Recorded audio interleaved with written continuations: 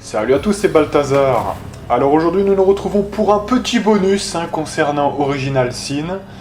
Il y a très longtemps, quelqu'un m'avait fait remarquer que c'était pas très légitime que je batte Brachus Rex avec une téléportation qui le faisait bugger. Et j'ai dit ouais ok, il n'y a pas de souci. Ça c'est vrai que c'était pas totalement légitime, même si c'est une technique qui est très connue.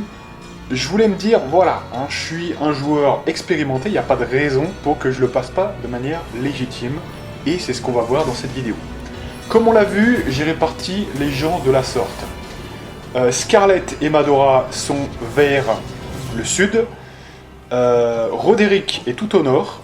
Et c'est Monsieur Jeanne qui s'avance en ayant fait le pouvoir de résistance au feu. Je me rappelle plus trop le nom exact. Bouclier ardent ou un truc comme ça. Vous voyez qu'il est juste là, j'ai dû le montrer peut-être. Je sais plus si je l'ai peut-être déjà fait. Voilà, avatar du feu. Donc résistance au feu plus 25%, ce qui me permet de résister au météore de Monsieur Brachus Rex. Voilà. C'est comme ça que le combat commence. Alors vous le savez, nous sommes en tacticien, ce qui veut dire qu'il y a des cristaux du vide.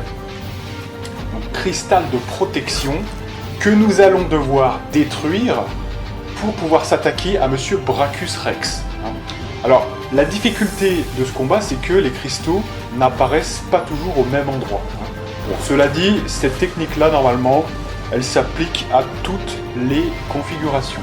Donc on commence avec Madora par étourdir cette chère goule, j'ai envie de vous dire.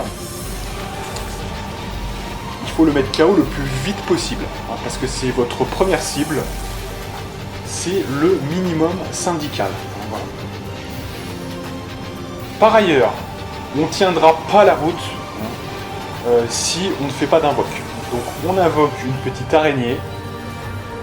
Accessoirement, selon les plans, Roderick peut aussi faire une invoque, ça peut être sécurisant. Sauf que là, hasard du hasard, le cristal était juste à côté de lui.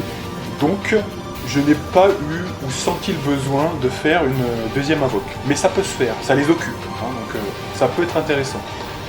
Donc là, on a ensuite Scarlett, bien connue, qui tire avec son arc, très pratique dans cette salle, qui va nous permettre de détruire ce cristal notamment à distance. Ça nous évite de nous déplacer avec le poison et tout, là c'est une vraie galère, donc c'est du pain béni.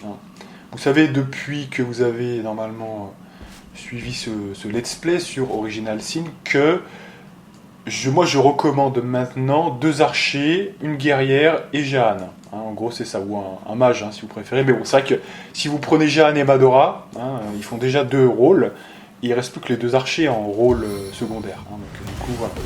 Vos 2 mains seraient les archers. C'est ce que je considère maintenant, en ayant fait le jeu, je sais pas 7 fois ou je ne sais pas quoi, c'est ce que je considère être la meilleure optique désormais. Et là, on voit que dans ce combat, c'est encore plus utile, parce que 2 archers, ça peut casser les cristaux à distance. Très très utile.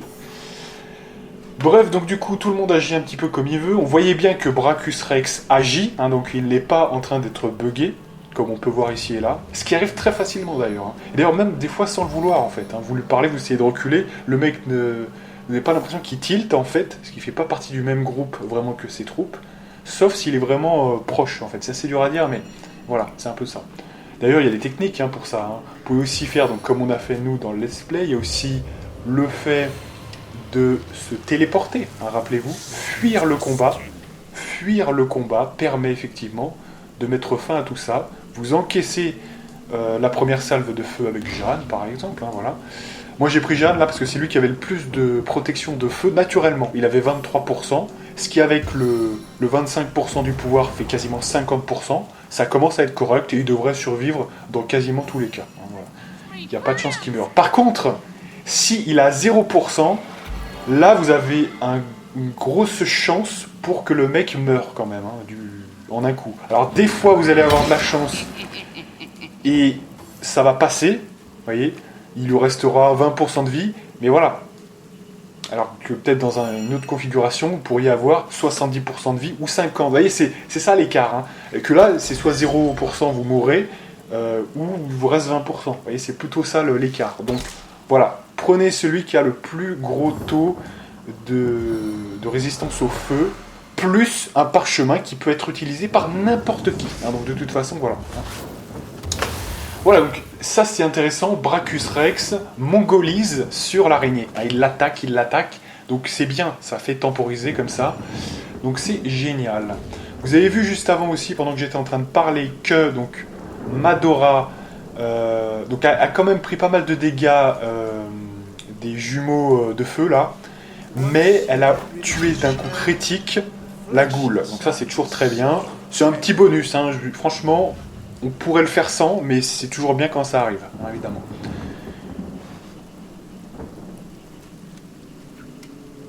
Donc là on essaye aussi, dans la mesure du possible, d'utiliser le feu avec Dietrich. On sait qu'il est ô combien il est sensible au feu, hein. On l'avait vu déjà dans sa portion au cimetière, hein. Donc ça c'est très intéressant. Donc là il faut sortir et détruire le cristal, hein, évidemment. Très important. Ce qui fait que je pense qu'il doit rester que le dernier cristal, hein, qui est ici. Voilà. Alors évidemment, comme c'est un petit peu plus chaud et que Brachus peut attaquer, faites attention avec vos PV. Hein. Essayez toujours d'avoir plus de 50% de vos PV. C'est préférable. Hein, voilà. Et vous verrez que je n'ai pas forcément suivi ce conseil et j'ai dû m'adapter. Hein.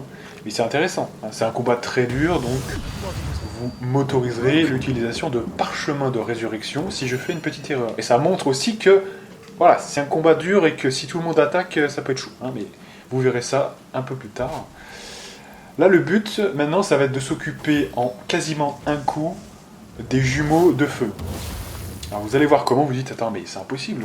À ce niveau-là, on n'a pas de dégâts suffisants pour le détruire. Et bien, vous allez voir que vous allez peut-être être surpris. Parce qu'en faisant ça, moi, je l'avais plus ou moins toujours passé comme ça. C'est pour ça que naturellement, sans vouloir truquer le jeu, lors du let's play, j'avais fait ça. Vous voyez, j'avais fait comme je savais faire. Il se trouve que là, j'ai un peu plus potassé les faiblesses de mes ennemis. Et donc, on va voir ça dans quelques instants. Vous allez voir, c'est assez intéressant.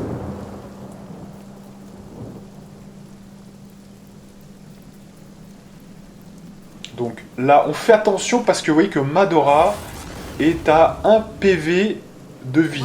Donc on se calme. On l'approche pas trop quand même. Voilà, et elle se met derrière Scarlet, hein, quelque part, c'est ça. Bon là, c'est bien, on le congèle, donc c'est normal, c'est quand même Jeanne, hein, il a un taux de réussite assez élevé, donc c'est pas mal. Surtout qu'il y avait peut-être de l'humidité, hein, donc ça aide, hein, je crois que ça booste de 20% ou un truc comme ça, vos chances de congélation, donc c'est pas mal.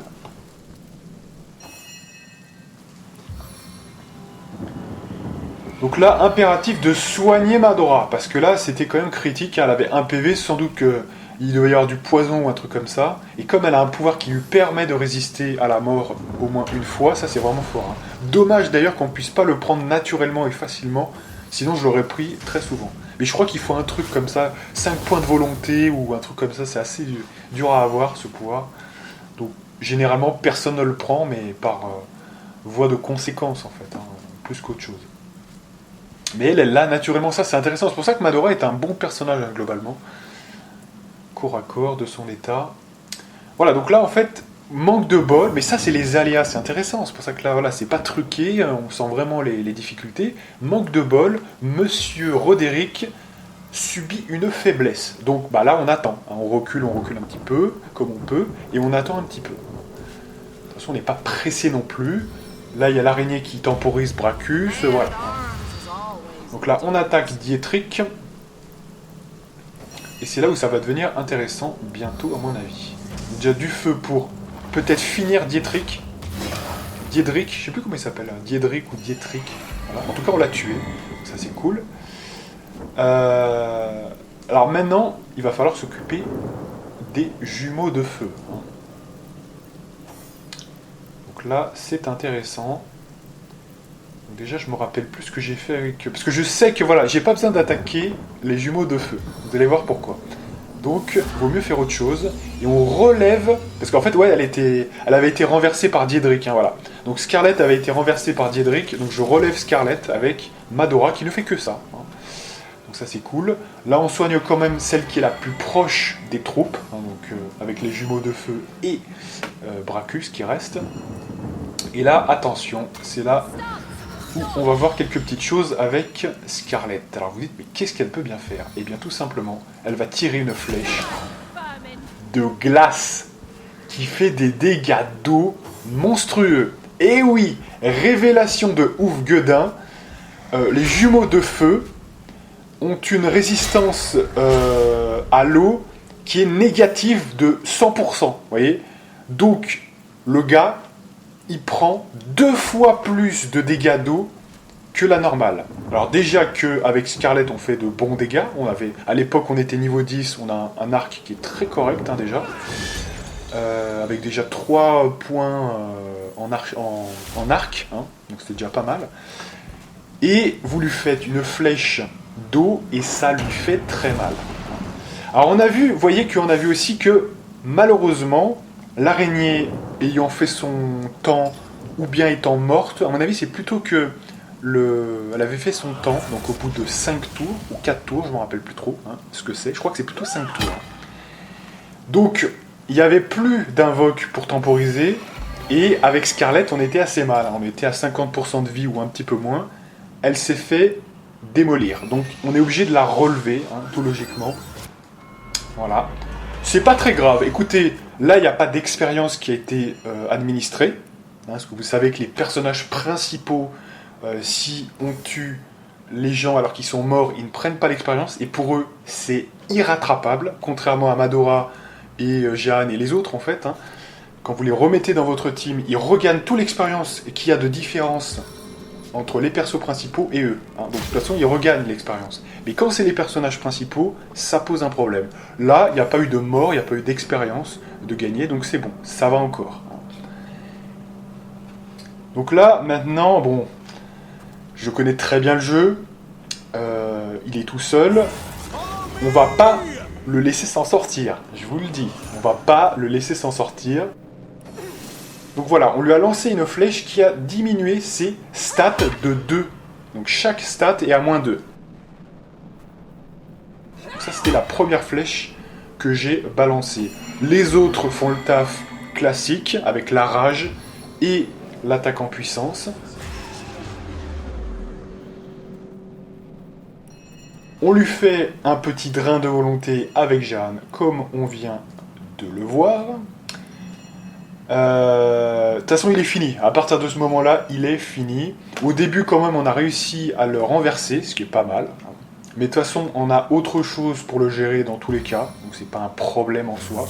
Comme on va le voir ici, une fois qu'il est volonté diminuée, on lui fait le petit étourdissement. 100% de chance que ça fonctionne, puisque c'est face à de la volonté. Ensuite, on lui tire une petite flèche qui va baisser son armure. Donc, une armure diminuée avec la flèche d'argent, je crois bien. On va lui tirer des flèches d'eau parce qu'il est très sensible aux dégâts d'eau. Alors lui, peut-être un petit peu moins que l'autre, mais c'est peut-être 25 ou 50% de dégâts en plus. Donc c'est quand même énorme. Hein. Voilà. Et enfin, c'est Madora qui doit finir avec le dernier geste. Et voilà, on a vaincu Bracus Rex de manière légitime, en tacticien. Voilà. Donc vous voyez que en plus il y a eu quelques aléas. Donc vous voyez, j'ai perdu quelqu'un. Donc avec un petit peu plus d'affinage, vous pouvez avoir un très très bon résultat, peut-être même meilleur que le mien, en affinant cette stratégie. Donc voilà, hein, je pense que là, on a fait le tour. J'ai été ravi de tenir ma promesse. Hein. Mais je n'oublie jamais rien. Généralement, quand je fais une promesse, quand je dis quelque chose, je le fais. Donc j'espère que ça vous aura plu. Et moi, je vous donne rendez-vous pour de prochaines vidéos. Allez, à plus!